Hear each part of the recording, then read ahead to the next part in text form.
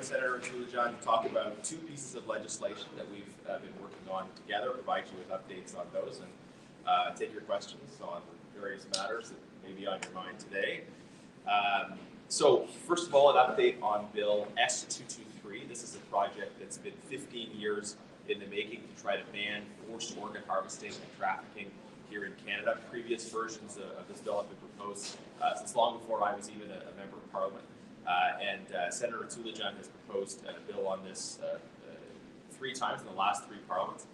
I'm pleased to share that Bill S223 has now passed committee in the House without amendment, which means we just need to get through 3rd reading and it will become law.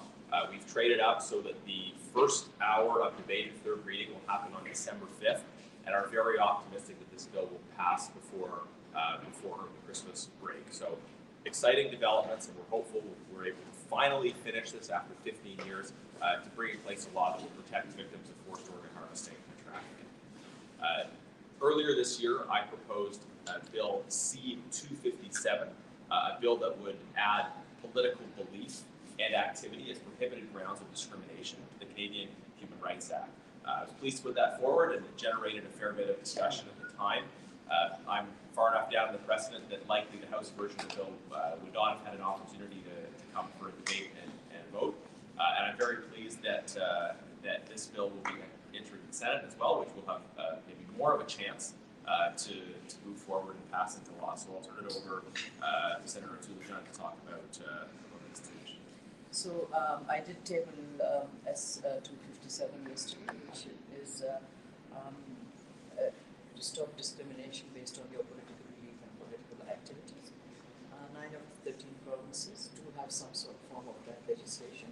So just to protect workers and make sure that just because you believe in something or you're engaged in some political party, that should not affect your workplace and you should not be discriminated against. The bill on organ harvesting, like Darren said, I've tabled it 3 times.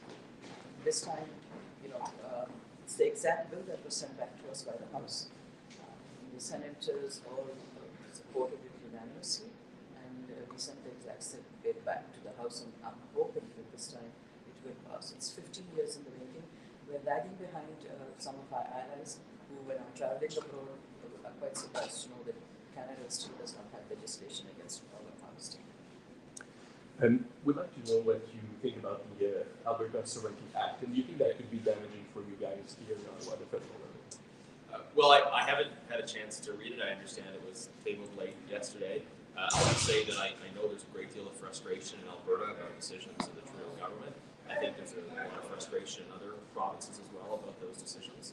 And we need to have political change at the federal level, which I think will promote national unity and dissipate some of the tensions that exist. We've really seen how our national government has been exacerbating some of those tensions, and I'm very hopeful that after the next election we'll be able to see a calming of those tensions and a more collaborative approach. Is it the right way to do it, though?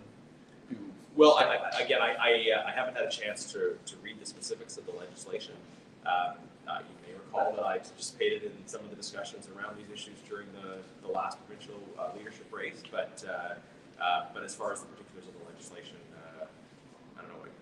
Yeah. Surely you have seen the news coverage saying the cabinet is going to be able to change laws without the legislature.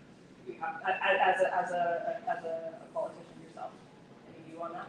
Well, I think that what we see in Alberta is different proposals for responding to the tensions that have been created by this Prime Minister.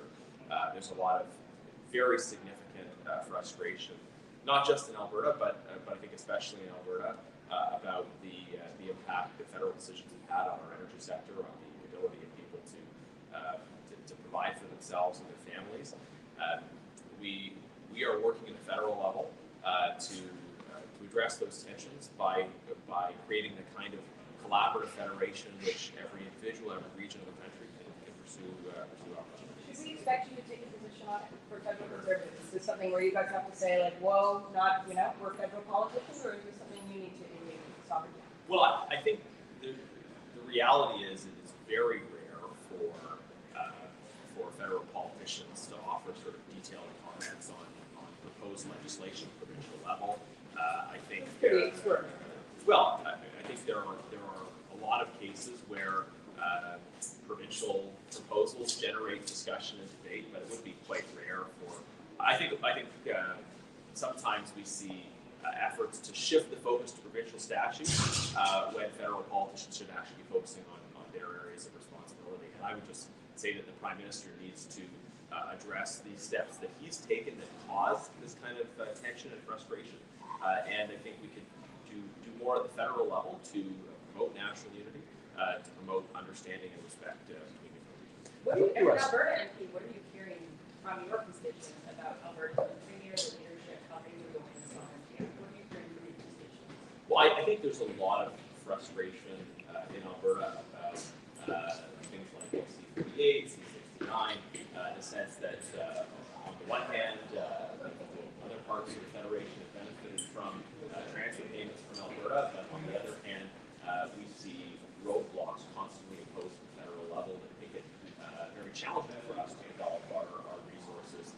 In many cases, we're talking about Alberta energy displacing dirtier forms of energy around the world through export. We see with the situation in Europe right now, energy blackmail from Russia, just how vitally important Canadian energy is and the role it could be playing, and yet the government is continuing to hold down our profits. So there's a lot of frustration. There are people that want to see politicians responding to that, and I make the point that the solution on many of these fronts is political change at the federal level, and that's something my constituents want and are working to see happen. I'd like to hear you about by-election in Ontario and just the fact that it might represent a test for you. What do you have to say about that, Mrs. Gallagher? Well, I guess I'd say two things about Mississauga Lakeshore. Number one, I mean it's a riding that has historically not been a conservative riding, and you can see that in the data. We have a phenomenal candidate there. Ron Kinzer is a police officer with significant roots in the community, but he's also done great work on supporting gang exit, helping former gang members, beef gangs, rehabilitate themselves and become productive members of society. So I think I've had a chance to spend some time with him.